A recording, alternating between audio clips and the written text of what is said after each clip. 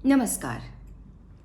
आज मैं आपको खालसा पंथ की स्थापना की एक बहुत ही रोमांचकारी कहानी सुनाने जा रही हूँ। बात सन 1699 की है। बैसाखी के दिन गुरु गोबिंद सिंह ने आनंदपुर के समीप केसगढ़ में एक वृहद दरबार का आयोजन किया, जिसमें दूर दूर से आए हुए उनके बहुत से शिष्य सम्मिलित थे। वातावरण में बड़ी निराशा और चिंता थी। सभी सिख गुरु के आने की बड़ी उत्कंठा से प्रतीक्षा कर रहे थे।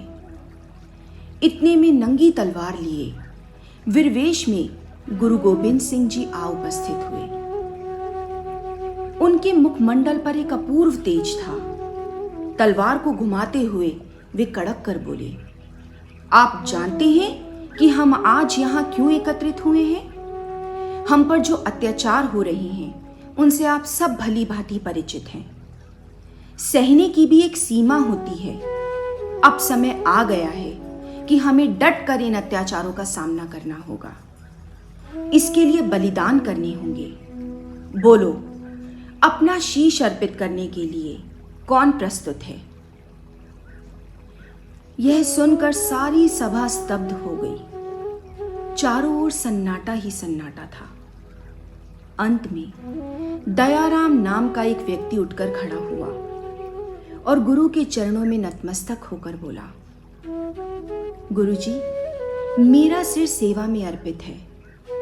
गुरु गोबिंद सिंह उस व्यक्ति को पास के खेमे में ले गए। थोड़ी देर में खच की आवाज हुई और खेमे की नाली से रक्त की धारा बह निकली। रक्त रंजित तलवार लेकर गुरुजी ने फिर से दरबार के सामने बलिदान का वही आह्वान किया। एक और वीर आगे बढ़ा। गुरुजी उसको भी खेमे के भीतर ले गए और रक्त की धारा फिर से बाहर आई। इस प्रकार गुरुजी ने 5 वीर छांटे। वीरों के बलिदान से सभा आतंकित हो उठी। लोगों के आश्चर्य की सीमा न रही। पर जब उन्होंने देखा कि गुरुजी इन 5 वीरों के साथ खेमे से बाहर आ रहे हैं, गुरुजी ने उन 5 वीरों को सुसज्जित कर रखा था। उन वीरों के मुखमंडल पर एक अपूर्व तेज था। उन्हें देखकर सभा जय जयकार करने लगी। गुरुजी ने 5 वीरों को अपने पास बिठाया और घोषणा की कि मुझे 5 सच्चे वीर मिल गए हैं। गुरु ने इन 5 वीरों को पंज प्यारे के नाम से संबोधित किया और कहा, खंडे का अमृत पियो और दीक्षा धारण करो। उन्होंने उन्हें समझाया, तुम में ऊंच नीच का कोई भेद नहीं है।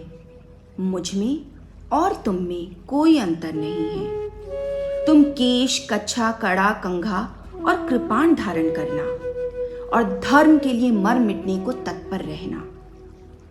उन्होंने उनसे वाहे गुरु जी का खालसा, वाहे गुरु जी की फतेह कहलाया और अपने धर्म का नाम खालसा रखा। तत्पश्चात गुरु ने इन 5 प्यारों से स्वयं दीक्षा ली और अमृत पान किया। इस प्रकार गुरु को खालसा तथा खालसाओं को गुरु बनाकर उन्होंने हमारे सामने आपे गुरु चेला का अलौकिक आदर्श उपस्थित किया। धन्यवाद।